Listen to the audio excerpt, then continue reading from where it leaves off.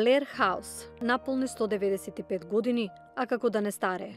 Не е потребно ниту трошка шминка да се прикријат годините на куќата на председателот на САД, во која тој ги пречекува лидерите од цел свет. Зидовите, натрупани со историја, чуваат бројни спомени за луѓе, настани војни, кои ја представуваат Америка. Некогаш приватна резиденција низ оваа куќа поминале политичари и председатели, од Ендрю Джексон преку Абрахам Линколн до сегашниот председател Доналд Трамп. Every room in Blair House has a special story behind it. Секоја соба во Блер Хаус со себе носи посебна приказна. Верувам дека многумина ќе кажат оти собата на председателот Линколн е најисториската соба во куќата, особено бидејќи Линколн поминал многу време во неа работејќи со семејството Блер. Изградена во 1824 година, Блер Хаус станува центар на политиката во Вашингтон, кога судскиот соработник Франсис Престон Блер бил повикан од председателот Ендрю Джексон да го преобрази локалниот весник во распаѓање Глоуб во прва провладина публикација која ќе известува позитивно за администрацијата. Кусо потоа, оваа куќа станува негов дом. He was an excellent editor. Тој беше одличен уредник и стана многу доверлив советник на председателот.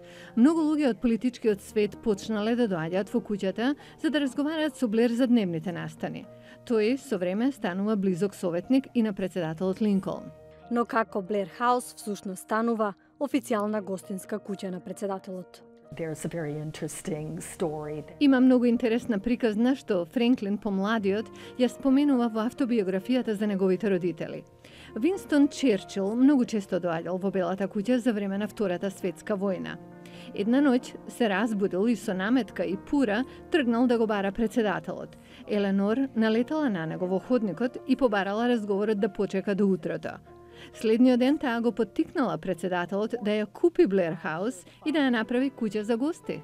Од тогаш многу договори се постигнати и подпишани во оваа куќа, особено трговски договори и меморандуми за соработка. The monitoring and administering of the Marshall Plan. Најважно е што одлуката да се влезе во војна со Кореја е донесена на оваа маса и на овие столици. Блер Хаус има преку 120 соби.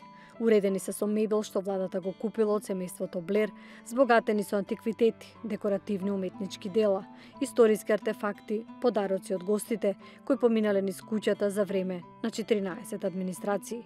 Куќата е домаќин на избраниот председател утрото пред инаугурацијата, кој отвора книга за гости на новата администрација, традиција што ја почнал Џими Картер во 1977 година.